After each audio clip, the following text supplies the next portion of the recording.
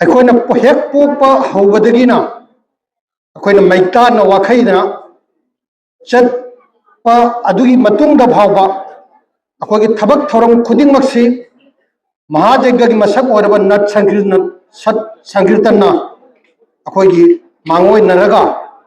अखोगी थबक थौरम खुदिंगमक्से चथादर लाकपनी अदुगु मसीदी मतम की खोंगलई मतुंग इन्ना तब तबना नट संकीर्तन की कनोसे माराई चाथरपा अखंग ही ओजा सिंसी मारांग कायन लैसेलक्तबा असिना मरम ओइरगा अस्कुंब मखलगी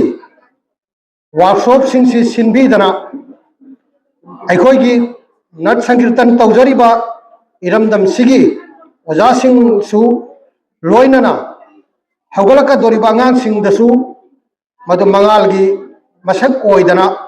इपाई पुना थंबिरंबा अस्कुंब सनागी लनसी हेन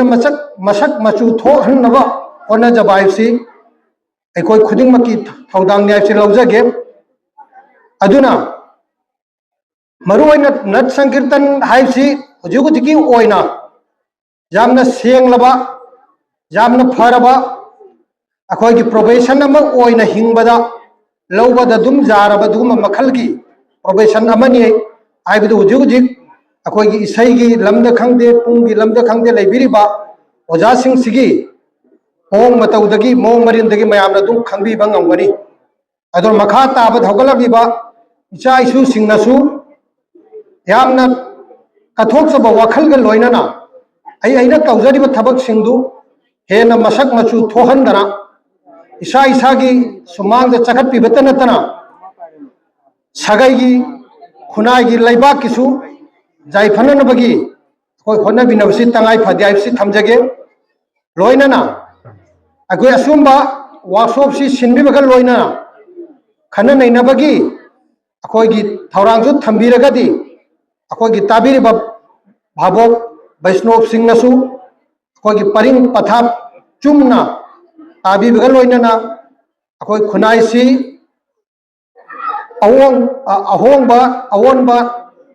पुरकनब होनबदा सोइदन मतेंग पांगनी हाइबसी थमजगे आई अमुक जामना सांगदजरोयगे हौजिक सिंगसी नट की अखोईगी पला सकपीगदब ओजानी सिंग पुंगी थोनबीगदब ओजा सिंग लेंसनदन लैबीरबनिना आइगी वाहिजी जामना सांगदजदना अखोईगी असकुंबा मखलगी अखोई वर्कशॉप सी अखोइना सिनमिनदना खुनाइसिदा नट संकीर्तन सी जोखत पिबगा लोइनना हेना चाखननबा होनबिबदा असी होनजरिबा ओजासिंगसिदा तिनबिरिबा ख्वाइतरा हुचिंदना लैबा खुप्तना मतेंग पांगसनमिनादना असुगुंबसे हेना मौ मरिन ताहनबिबगी तंगाई फदबा लई हाइबदो थमजरगा तिनबिरिबा ख्वाइतराबु अमुकसु हन्ना नोलुकचबगा लोइनना इकाई खुमनजरगा